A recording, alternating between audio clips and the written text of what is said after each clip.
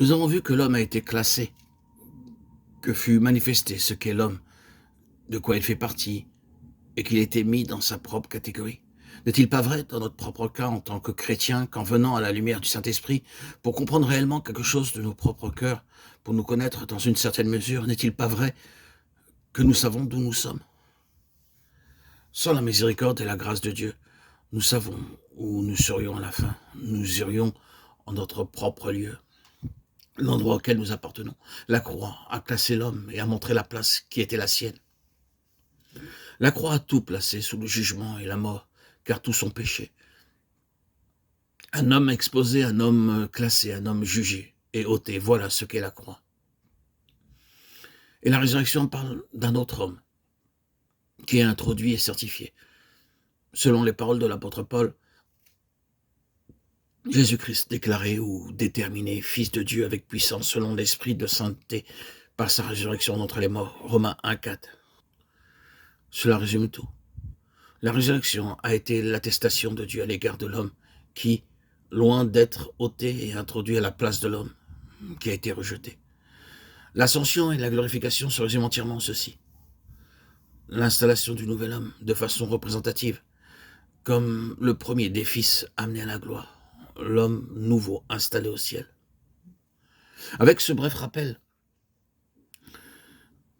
nous arrivons à la venue du Saint-Esprit. Vous remarquez que chaque degré doit faire suite au précédent. Chacun est une partie de l'autre. La venue du Saint-Esprit était en vue de reprendre toutes ces choses qui l'avaient précédé pour les ramener ici-bas de la part du Seigneur, glorifiés dans le ciel, et pour les mettre en valeur en vous et en moi.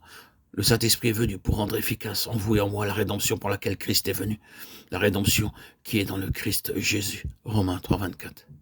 La reconstitution de l'homme qui est mise en valeur en Christ. Il est venu pour entreprendre cette œuvre qui a été parachevée en lui et pour l'amener à la perfection en nous, afin de nous parachever également, de nous rendre complets par l'état complet de Christ. De sorte que dans ces considérations, la base de l'opération du Saint-Esprit n'est rien de moins que toute la signification de l'incarnation. Pour ce qui est de la vie terrestre, voici l'homme, le genre d'homme que Dieu désire, et le Saint-Esprit est venu pour nous rendre conformes à cette sorte d'homme à l'image du Fils de Dieu. En un mot, pour nous rendre comme Christ. C'est là l'œuvre du Saint-Esprit, c'est la raison pour laquelle il est venu. C'est pour nous une espérance glorieuse. Quant à la croix, oui, il est également vrai que l'activité du Saint-Esprit est en vue de rendre constamment témoignage contre cet homme qui a été ôté.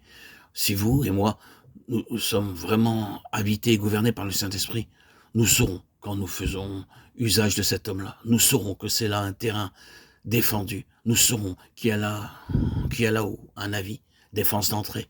Éloignez-vous d'ici. Tout chrétien qui ne sait pas, par le moyen d'un aiguillon et d'une réaction, quand il ou elle fait usage du vieil homme, manque de sensibilité à l'égard du Saint-Esprit. Mais il y a bien sûr l'autre aspect. Le Saint-Esprit va nous maintenir du côté positif en nous disant « Voici donc le chemin de la vie. Éloigne-toi de ce vieux terrain. Demeure sur la base de la vie. » Chaque chrétien prend ceci à cœur, finissant avec ce vieil homme. Ne le déterre pas constamment et ne le regarde pas sans cesse. Ne tourne pas sans arrêt tout autour de lui, essayant de trouver quelque chose de bon en lui. C'est-à-dire en toi-même. Car tu ne le trouveras jamais. Le verdict de Dieu est qu'il n'y a rien de bon en lui. Romains 7,1.